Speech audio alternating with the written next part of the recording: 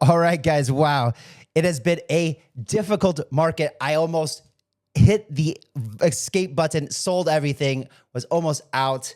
I mean, World War III is on the cusp ahead of us, guys, until I saw this one thing that made me change my mind, change my perspective about everything, and decided that there's probably no better time to be in the market than right now. That wasn't actually what I'm thinking, but I think that's what a lot of you guys might be thinking. There's certainly a lot of fear in the market right now. And in today's video, it's a very important video that you must watch because it will probably change your perspective about the way that you look at the market. So this is a very important one, guys, considering everything going on right now in the world, the uncertainty around the elections, the strikes in the United States, the hurricane, the wars, Russia, Israel, Iran, like all this stuff is very uncertain. China, China,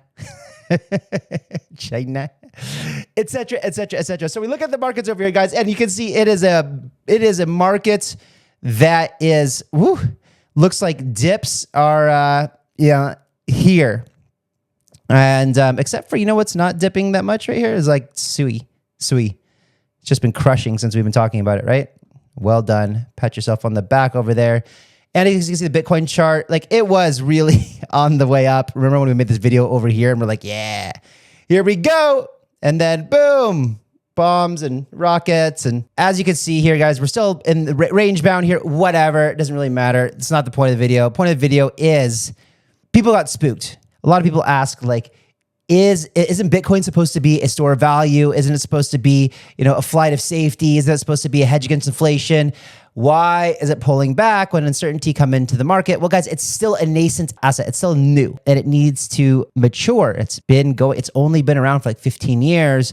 I know it sounds like a long time, but in the currency scheme of things, it's not very long. But what do I always say? Do what the smartest money in the world, the biggest asset managers are doing. And yes, yesterday there was a little bit of outflow. It just like maybe the pressure was too immense or whatever. But when everybody else was selling over here on the first, BlackRock was still buying. And there was a little bit, like this is like the second or third day ever that BlackRock has had any outflow. And it hasn't been enormous. It's tiny. It's just fear. People are scared. There's nothing you can do about it right now. But don't forget, September was the best September we've ever had in the market in history, basically. I mean, I don't know about before 2013. I don't have the data there. But look at this. September, 7.75% we had for Bitcoin. The best ever so far. So that's something to be acknowledged. Game of Trades over here says, warning, war tends to lead to sharp rise in federal debt because of elevated federal spending. The U.S. government already has spending problem. Yeah. It's like let's say 50 Cent or a rich rapper when they come into a bunch of money and then they just spend it and they're broke. That's what the U.S. government does. They've added more than $10 trillion since 2020 and have doubled government debt in just a decade. Today's geopolitical situation could make the problem much worse or better if you're in crypto. Nick over here says, history also shows that wars are periods where the money supply grows a lot. Like during World War II and I, if the U.S. were to get into a war, hopefully not, the money supply would grow again and inflation would last longer. Now, I think it's important to say here that like the U.S. doesn't have to get into a war in order for the U.S. to spend a lot of money on more, right? Like that's like what the U.S. likes. So like, yeah, well, let's just make and manufacture a bunch of weapons and ammunition and say we're supporting Israel, we're supporting Ukraine. And that way the military industrial complex gets paid. And guess who's paying for that? The taxpayer dollars. You're literally paying, if you're in America, your taxpayers are literally paying for people like Dick Cheney and Bush and the military industrial complex, Boeing, Lockheed Martin. These guys, they just love it. They love the war. They love to make the weapons and they love to support countries like Israel and Ukraine. So they don't actually have to like be directly in battle, but like every time a rocket fires, it's just like cha-ching, like Cheney makes like another 500K or something like that. It's insane. And that comes out of your pocket as a taxpayer. It's disgusting. But the way that you get around that is you buy crypto. Because what happens is the US government and the governments around the world need to print more money, debasing the US dollar. And anything that is paired against it, you're going to think real estate's going to appreciate, gold's going to appreciate, Bitcoin's going to appreciate because the US dollar is going to get weaker. It's very important to understand that. And just like Michael Saylor, who recently bought another $1 billion of Bitcoin, I'm not Michael Saylor, okay, guys. I don't have that kind of funds, but I did buy 10 more the other day. Yesterday, I did buy 10 more Bitcoin, and I said just bought 10 more Bitcoin. Unfortunately, war is very good for economies. Creates a valid reason to print cash. The M2 money supply, we talk about that on this channel a lot, is about to go parabolic. I also told you guys in a video a couple weeks ago, I bought another 16 Bitcoin. So that's 26, in the past month or something like that. It's because I believe we are on the cusp. This is where I stand, my perspective in the market. How I'm feeling is I'm feeling like right now is the time before we go parabolic. Like we're very, very close to it, right? I talk about this on the channel a lot. The Copolesi letter over here says the most important factor is if the war breaks out during a recession or not. Regardless of economic state, the average 1-month return is negative. However, if the market is not in a recession, the average 12-month return is 9.2% compared to negative 11.5% if a recession hits. We are not in a recession, ladies and gentlemen. So let's take a look over here at what BlackRock's report says. I've referenced this report again before. This is BlackRock's report to investors, to the public. And I just want to highlight a few things over here. So key points. Number 3 says Bitcoin's nature as a scarce, non-sovereign, decentralized global asset has caused some investors to consider it a flight to safety option in times of fear and around certain geopolitically disruptive events. Now, as you can see, this isn't necessarily certainly true yet to where it is indefinite, flight of safety yet. I do strongly believe that it will become one. Now, look how interesting this is. In the same report from BlackRock, the S&P 500, gold and Bitcoin through major geopolitical events, aka times of uncertainty. In the US-Iran escalation in 2020, 10 days after the escalation, Bitcoin was up 12%. 60 days after the escalation, it was up 20%. COVID, down 25%, 10 days after COVID broke out, but up 21%, 60 days afterwards. The 2020 US election challenges. People hate uncertainty. Well, this is really important because what do we have right now? We've got election challenges, right? We have no idea. Kamala's all of a sudden the Democratic debate. Trump's trying to get shot. Like no one knows what the hell's going on. You got Tampon Tim over there and Van's battling it out. And Tampon Tim says that he's, friends with shooters. It's just crazy.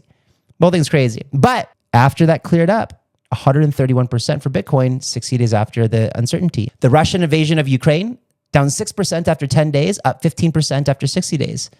When the banks crashed, right? Remember Silicon Valley Bank and others? That was very bullish, right? Banking crisis, US printing money, 32% 60 days after. And the carry trade unwinding was uneventful, but this event is happening, right? And as you can see, after COVID, bam, we had that huge run up, right? Great recession run up. So anytime that you have these big things that are going to create money printing is generally bullish for the market. And over here, as Henry says, if you're panic selling Bitcoin and you're probably selling at the bottom, the last time the market sold off on fears of war during October, Bitcoin went up 173%. How do you think wars get paid for? Money printer goes burr. This is bullish Bitcoin long-term, of course. And yes, October threw us a curveball. We should have all expected it. When everybody and their mother was screaming October, October, October. we got slammed with a little bit of surprise. People got wrecked. There was like $500 million in leverage wiped out from the market. This is why we don't do leverage until there's certainty and directional certainty in the market. And we don't do aggressive leverage either. But once we start having this breakout above, let's say 80,000 or something, then it's a good time to look at, starting to maybe explore leverage. We will do that on this channel when the time is right. So let's not forget. So October threw us a curveball. There's war in the Middle East. You got dock workers strike and the hurricane. But remember, FTX payments coming soon. We'll talk about that in a second. 50 basis points was already cut and probably another 50 basis points cut by the end of the year. Chinese are printing money like crazy. And elections within a month. When the elections are finally over, no matter who wins, the market likes certainty. It's going to be a better environment if Trump wins, but it's okay if Kamala wins. So Rect Capital says it's 163 days after the halving, which is exactly the amount of days after the halving that Bitcoin broke out from its reaccumulation range in 2020. Extremely bullish. And this is insane. Bitcoin balance on exchanges hits a 5-year low. There's basically no Bitcoin. I mean, there is, right? But hardly any Bitcoin on exchanges. Again, supply shock is a real thing. It's crazy to me, actually, that we don't see Bitcoin at 100K right now with how much Bitcoin is being scooped up by Sailor, Mr. 100, the ETFs.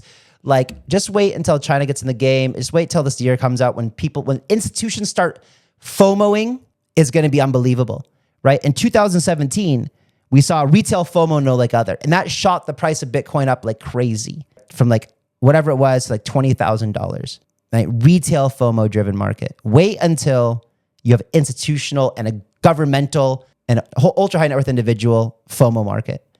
Unbelievable. Whales are accumulating. Bitcoin wallets with over 1,000 Bitcoin have been stacking their Bitcoin like crazy, ladies and gentlemen. And just if we look at Eric Cowan over here, really good trader. When in October, historically have we seen, and usually what he's saying here, the TLDR is that earlier in October is really usually where we see the kind of the bottom of it and it starts to head up from there. But this is exactly what I've been saying, right? If you guys have been watching my channel for a while, you know that September, I said it was going to start to come back up, which it did. And then October, by the end of October, we should be back at all-time highs. That's my opinion. By the end of the year, 100K. Again, I'll say that again and again and again and again and again and again. All right, good. This is what you want to be looking for. Be greedy when others are fearful. Be fearful when others are greedy. That is how you get rich, ladies and gentlemen. That's why I'm buying more Bitcoin, accumulating.